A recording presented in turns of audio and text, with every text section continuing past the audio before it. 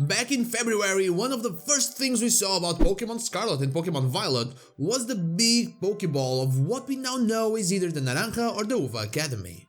Throughout the game it was barely mentioned, but it did not stop me from asking questions about it. So hey, I'm not so ace trainer, this is the first video of 2023 and well, I don't trust the Big Pokéball. Let's get into it. Let's start this with the only time, unless I'm wrong, that this Pokéball was mentioned in the game.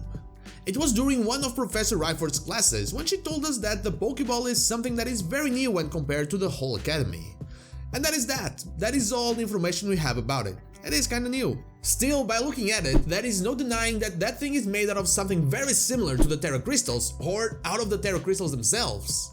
This reminds me a lot about some of the theories that were popping up when the games were announced, where many theorized that this scene we're seeing right here would be inside of the Pokéball, and while there's no evidence about it and it does look more like the inside of the quote-unquote time machine, the only crystal-looking things in the game are the Tera Crystals, or those strange black crystals, but that's another video.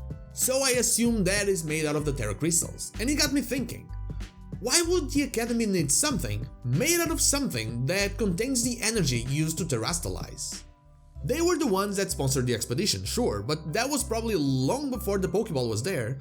But we do know that there are more people interested than just the Academy, since they also work together with the Pokémon League.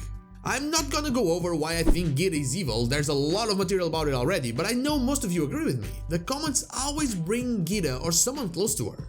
Some talk about Larry, others about the Elite Four, and others about Ryford. Everyone is looking for their evil character because Team Star didn't really feel that evil, and neither did the AI Professor. And that thought about the AI Professor is what got me going on with this theory. The AI Professor supposedly, and I say supposedly because the game lies, but supposedly it cannot leave the crater. If it does, it just stops working because it is powered by the crystals. And I think you know where I'm going by now. So what if there is someone else being powered by crystals, just not in the Great Crater of Paldea? Someone that cannot leave Mesagoza? We know they will need more power that can be contained inside the Tera Orb, because if that was the case, the AI could simply just leave as well. And as I was looking into the game, I found some suspicious characters. Ryford and Saguaro. Ryford talks about her interest in history and wanting to do things herself multiple times, but she just sends us because we have a pure heart. Still, that's no excuse on why she wouldn't go herself. She said she would be the first down the crater if she could. What's different about pursuing another dream of hers? It's not like she would get in trouble since Clavel left and he was only in trouble with Chime because he battled on school grounds, and Dendro is fine just losing bets with Tulip and having us exercise in Alfornada. And finally there is Saguaro, which is honestly the least of my concerns. He wants the sweet Herba Mystica but won't get it himself because it's just not cool. I mean, sure it could be, but it's the Herba Mystica he's talking about, and that is connected to the Great Crater and in the Scarlet and Violet books, so I decided to add him to the list. Well, Saguaro seems to just be insecure, but Ryford, I don't know. The mysteries in this game seem to be never ending, but the one constant lately has been Ryford.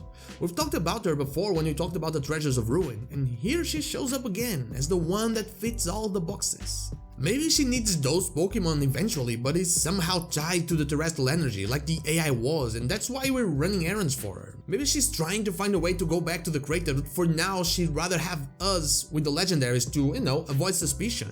I don't know, maybe that's her, well, nasty plot.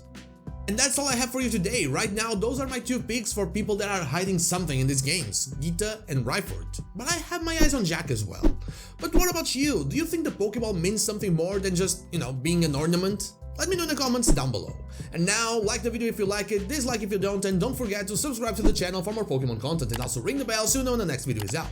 You can follow me on social media and Twitch, I stream there Wednesday to Sunday, not Saturday, or join the Discord. All the links are in the description. Thank you so much for watching, and I'll see you all on the next one.